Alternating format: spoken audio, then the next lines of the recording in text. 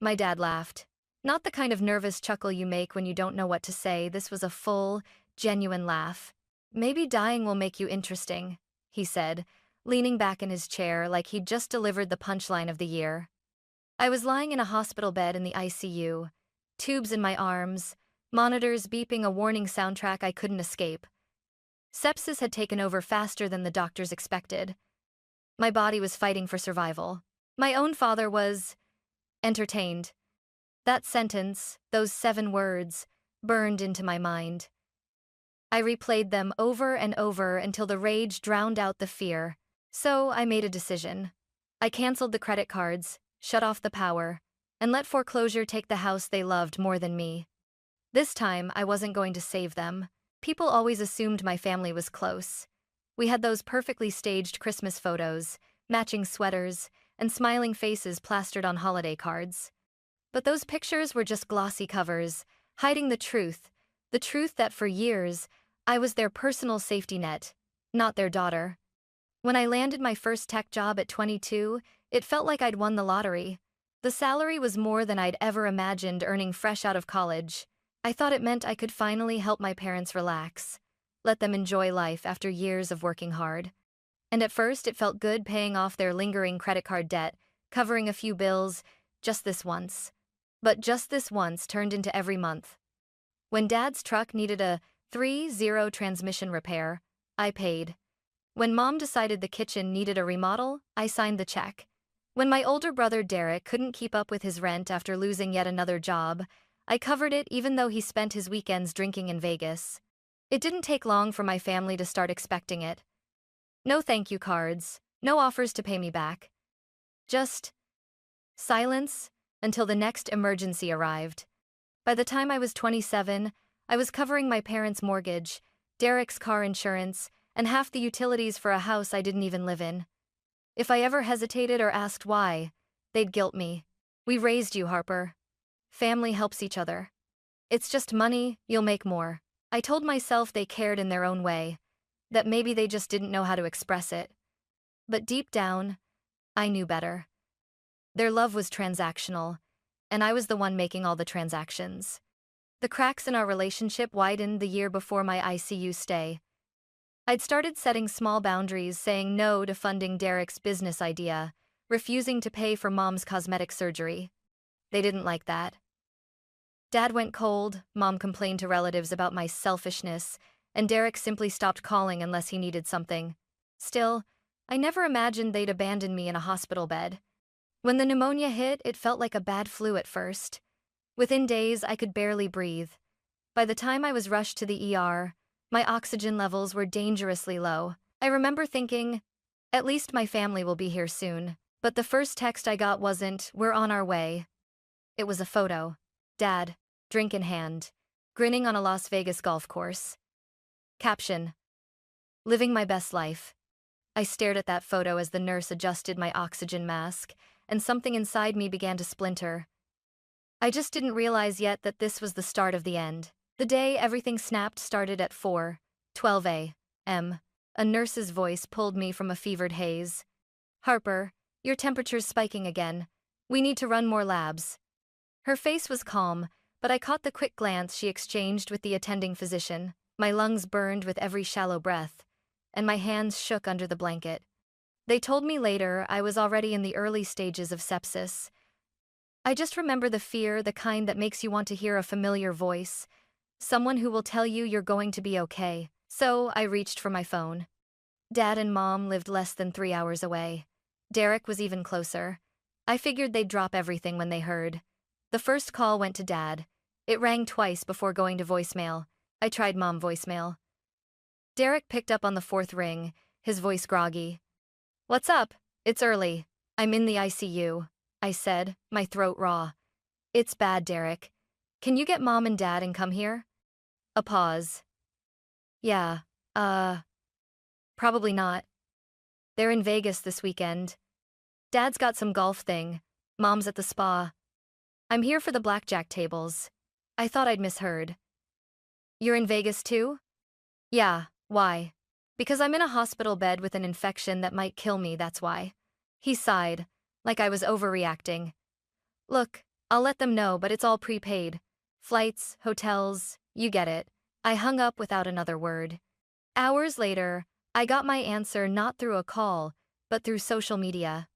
My father had posted a group shot from the golf course. 3 men in polo shirts, beers in hand, the desert sun blazing behind them. Caption: Good times with great friends. Life's too short. Life's too short. I was scrolling through those photos, seething, when my phone buzzed. A text from Dad. Maybe dying will make you interesting? No smiley face, no JK, nothing. Just words cold, deliberate, meant to cut. I stared at the screen, the beeping of the heart monitor syncing with the thud of my pulse. For a moment, I thought I might cry. Instead, I felt something else: clarity. Years of being their safety net, the endless handouts, the guilt trips, all of it aligned into one sharp truth. They didn't see me as a daughter. I was a resource, and I was running out. Lying there, tethered to IV lines, I decided 2 things. 1, I would survive this. 2, when I did, I'd make sure they'd never use me again. The first part was in the doctor's hands. The second was all mine. The next morning, my fever dipped just enough for my head to clear. I lay in that stiff hospital bed, staring at the ceiling tiles, letting Dad's words replay in my mind like a poisoned echo. Maybe dying will make you interesting. They'd chosen a weekend in Vegas over showing up for me. That was bad enough. But mocking me while I was hooked to IVs? That was a line you don't cross. I reached for my phone again, but this time I didn't call them. I opened my banking app. For years, I'd built a safety net they didn't deserve. Automatic transfers to my parents' account for the mortgage. A credit card in their possession for emergencies, which usually meant dinners out and impulsive shopping sprees. Car insurance payments for Derek's truck. Even their internet and utilities were in my name, so they wouldn't have to pass a credit check. I scrolled through the list of recurring payments and started canceling. Mortgage payment? Delete. Car insurance? Terminate coverage. Credit card? Report stolen. The hospital room was silent, except for the steady beep of the heart monitor, and each click felt like reclaiming a piece of myself. When the banking side was clean, I called my financial advisor, Elise. She'd been managing my investments for years. Harper? Oh my God, I heard you were sick. I'm getting better, I said, cutting her off gently. But I need to make some changes. Remove my parents and Derek as beneficiaries on all accounts. Effective immediately. She hesitated. That's a big step.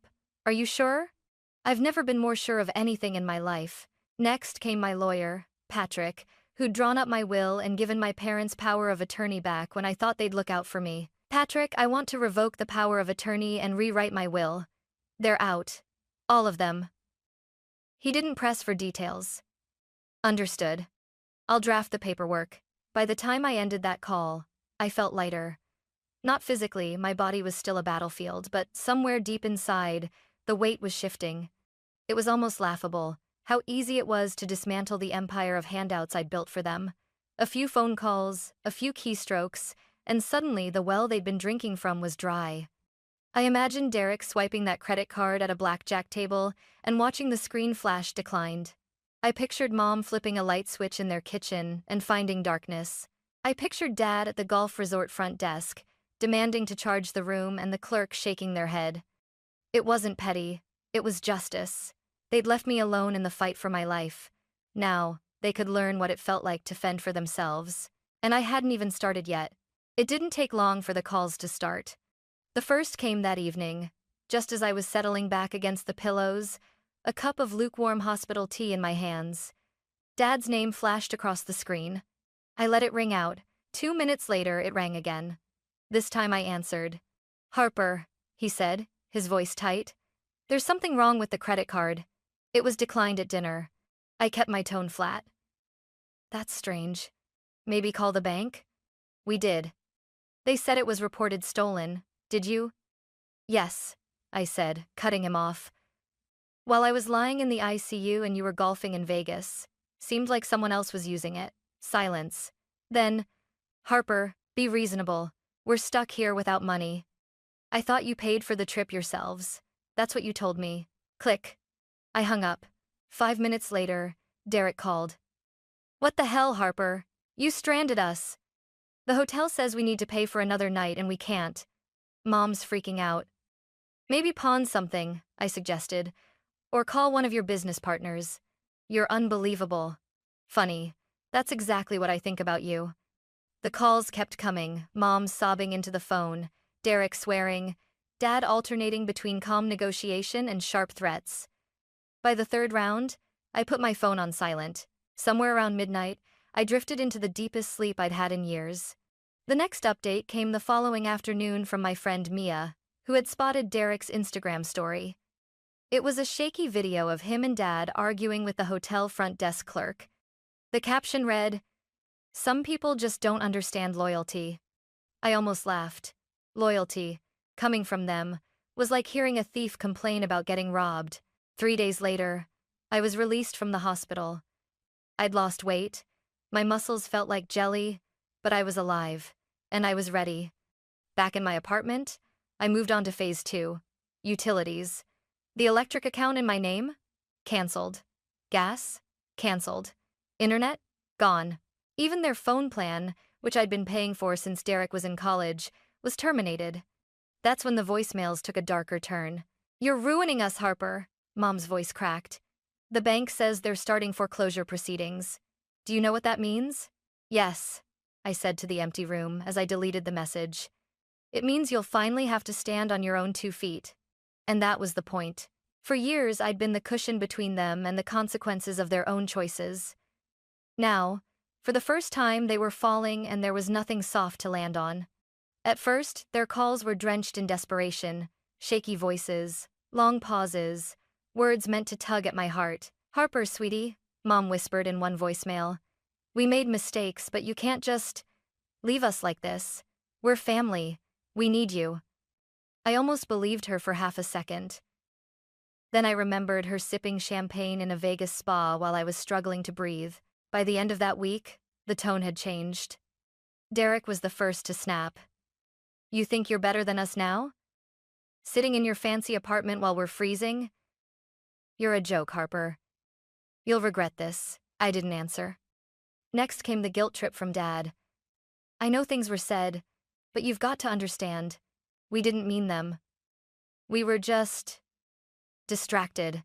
Don't punish your whole family over one bad moment." One bad moment. As if years of exploitation could be reduced to a slip of the tongue. Then came the manipulation.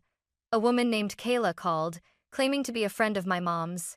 She launched into a rehearsed speech about how Mom was falling apart and needed her daughter's support. Halfway through, I interrupted. "Kayla, is Mom sitting right next to you?" A beat of silence. "Yes, tell her I said goodbye." Click. When that failed, they went public. One morning, I woke up to 20 missed notifications. Derek had posted a rant on Facebook. "Imagine leaving your parents homeless after they raised you. My sister's success has turned her into a monster." The comments were a mix of strangers offering sympathy and people who actually knew me, calling him out. My college roommate wrote, "Didn't your dad laugh at her when she was in the ICU?" Another friend posted screenshots of my parents' Vegas trip, complete with timestamps. Within hours, the thread was a dumpster fire of exposed receipts and family drama. Derek deleted it, but not before it had been shared over 100 times. That's when the harassment started. Blocked numbers calling at all hours, hang-ups, someone pounding on my apartment door at midnight, then disappearing before I could reach the peephole. The breaking point came on a Tuesday afternoon. My office security guard buzzed me from the lobby. Harper? There's a man and woman here asking for you. Say they're your parents." My stomach turned. "Don't let them up." "I already didn't," he said. "But they're insisting." I walked to the elevator just in time to see them arguing with him by the glass doors. Mom spotted me, her face a mask of fake relief. "Harper. Finally. Please. Just 5 minutes." "Security," I said calmly. "These people are harassing me. Please escort them out." They shouted my name as the guards ushered them toward the street. For the first time, I didn't feel guilt. I felt free. By the time the second week rolled around, the line between desperation and outright warfare had vanished. They were no longer just calling me, they were using anyone and everyone as messengers. Old neighbors, distant cousins, even a woman I hadn't spoken to since high school reached out to mediate. Every message had the same undertone: give them back their lifeline, or else. The or else arrived on a Thursday night. I was halfway through dinner when my phone lit up with a string of screenshots from Mia. Derek had posted on Instagram again a grainy photo of me at a college party years ago, drink in hand, captioned, "Some people act all high and mighty now, but they've always been reckless. Guess money just makes them colder." Within minutes, my inbox was flooded with strangers commenting on my looks, my job, my character. But the thing about playing dirty online is that it leaves a trail, and my friends knew exactly how to follow it. By morning, the post was deleted, replaced by a vague apology about family misunderstandings. Too late. I had the screenshots. That weekend, I got a knock at my apartment door. Not pounding this time, deliberate, steady knocks. I opened it to find a manila envelope lying on the floor. No one in sight. Inside was a single sheet of paper. Notice of foreclosure. They'd lost the house. Hours later, the calls began again, but this time they were frantic in a different way. "Harper, you have to help us," Dad pleaded in one voicemail. "The bank says we have weeks before they take everything. If you just co-sign another." I didn't even listen to the rest. Then came the most pathetic attempt yet. A mutual acquaintance texted me to say my parents had set up a GoFundMe titled, "Help a Family Betrayed by Their Own." The description painted me as unstable, vindictive, and ungrateful. They made one fatal mistake. They left it public. Within a day, people from my professional network found it. Comments poured in. "This is pure manipulation. I've worked with Harper for years. She's one of the most generous people I know. If you're the parents who abandoned her in the ICU, you should be ashamed." The page vanished less than 48 hours later. By now, I wasn't just angry. I was done. Done with the calls, the lies, the smear campaigns. So I called Patrick, my lawyer. "I want to file for a restraining order," I told him. "Against all three: Dad, Mom, and Derek. Harassment, defamation, attempted interference with employment. You've got a case," he said. "Are you ready for this to go public?" "Yes." The hearing was set for 2 weeks later. They showed up dressed like they were attending a wedding, smiles plastered on their faces as if charm could erase the paper trail. Dad spoke first, painting a picture of a fragile daughter who had misunderstood their intentions. Mom dabbed at fake tears, saying they'd been too poor to travel to my bedside. Derek claimed I had turned cold and was destroying the family over nothing. When it was my turn, I didn't raise my voice. I didn't have to. I slid a thick folder across to the judge. Inside, screenshots of Dad's text. "Maybe dying will make you interesting." Instagram posts from their Vegas trip. The GoFundMe page. Voicemails laced with threats. Security reports from my office detailing the lobby incident. I finished with one sentence. "Your Honor, these people didn't just abandon me when I almost died, they mocked me for it. And when I stopped paying for their lives, they tried to destroy mine." The judge didn't even hesitate. A temporary restraining order was granted on the spot, with a hearing for a permanent one scheduled a month later. As we left the courtroom, Mom reached for my arm. "Harper, we can work this out." I stepped back. "No. You made lawyers and judges necessary when you chose harassment over accountability." 3 weeks later, the permanent order was issued.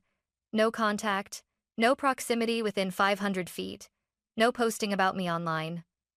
Violation meant arrest. The silence that followed was the sweetest sound I'd heard in years. The day after the restraining order was finalized, I woke up without the familiar knot in my stomach. No buzzing phone, no new smear post to screenshot, no pounding on my door. Just quiet. It was the kind of quiet that makes you realize how loud the chaos used to be. A week later, Mark, my old boss, called. "Harper, I know you're still recovering, but there's an opportunity you need to hear about." The opportunity was a director of cybersecurity position at a fast-growing tech firm, Argent Solutions. Twice my old salary, stock options, and a budget big enough to actually make the changes I'd always dreamed of implementing. They'd heard about a breach I'd prevented in my previous job and wanted me to build their entire security division from the ground up. I didn't even need to think about it. I accepted. My first day felt like stepping into a parallel universe. Corner office, a team of skilled engineers, and leadership that actually respected me. At lunch, the CEO leaned over and said, "The work you did saved our partners millions. We don't take that lightly." Meanwhile, my family was unraveling. Sebastian, my cousin, one of the few relatives who hadn't turned on me, kept me updated without me even asking. "Derek's out of work again," he said in one call. "Your mom's been posting those vague Facebook statuses about being betrayed by blood. Your dad's picking up shifts at a warehouse. They're renting a one-bedroom and arguing constantly." I didn't feel satisfaction, exactly. More like a deep, unshakable certainty that I'd made the right call. Then came the story that made me laugh out loud. Sebastian called, voice half amused, half embarrassed. "Your mom got caught shoplifting, makeup and a wedge of imported cheese. She told the store manager it was your fault." "Let me guess," I said. "She told him I abandoned her while she was struggling." "Exactly. But the manager's daughter had been in the ICU last year. He wasn't buying it. The charges were eventually dropped, but the story made the local news. The headline, 'Local Woman Blames Daughter for Shoplifting Arrest,' was enough to make sure the gossip reached every corner of town.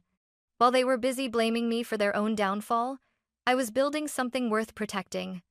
My apartment lease ended, and I bought a house in the hills with a view of the city skyline. I adopted a golden retriever named Cooper, who greeted me like I was his entire world every time I walked through the door. I started hiking again, joined a cooking class, and even let myself date without the constant fear that someone would try to dig into my family drama. That's how I met Daniel, a financial analyst with a dry sense of humor and a knack for remembering the smallest details. From the start, I told him the truth that my parents and brother were out of my life for good.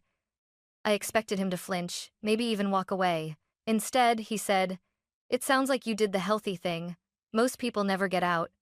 It was strange, letting someone in without the weight of all that baggage on my shoulders. But it was also freeing. For the first time in years, my life was mine. It had been nearly 2 years since the Vegas weekend when I spotted him, my father, in the frozen foods aisle of the local grocery store. He looked smaller somehow, thinner, older, like life had chipped away at him piece by piece. He was holding a coupon booklet in one hand, studying the sales on generic frozen dinners. When he noticed me, his expression shifted from surprise to something I couldn't quite name. Maybe shame, maybe resignation. "You look good," he said quietly. "Healthy, I am," I replied. He hesitated, then spoke. "I know we messed up, Harper. I know we failed you when you needed us most. I don't expect forgiveness, but I wanted you to know I understand what we lost." It was the first time any of them had taken responsibility. No excuses, no spin. "Thank you for saying that," I told him. "But understanding what you lost doesn't undo the damage." He nodded slowly. "I know. I hope someday you might give us a chance to show we've learned." "Maybe someday," I said, though we both knew the chances were slim. Right now, I'm focused on the family I'm building with people who actually care. As I walked away, I felt an unexpected pang. Not guilt, not regret, but pity. Pity for someone who had traded love for control and ended up with neither. That night, I sat on the veranda of my new home, Daniel beside me, Cooper asleep at our feet. The city lights twinkled below, a quiet reminder of how far I'd come. I thought about that girl in the ICU, fever burning through her, believing her family would come. I thought about the text that shattered that illusion. "Maybe dying will make you interesting." And I thought about how, in that moment, I chose myself. The strange thing about revenge is that the best kind isn't about hurting those who hurt you. It's about living so well that their absence becomes a blessing, not a wound. They assumed losing me would be temporary, that I'd crawl back with my checkbook and my forgiveness. Instead, they lost the best thing that had ever happened to them, and I finally got the life I'd been too busy funding theirs to realize I wanted. That's a trade I will make every single time.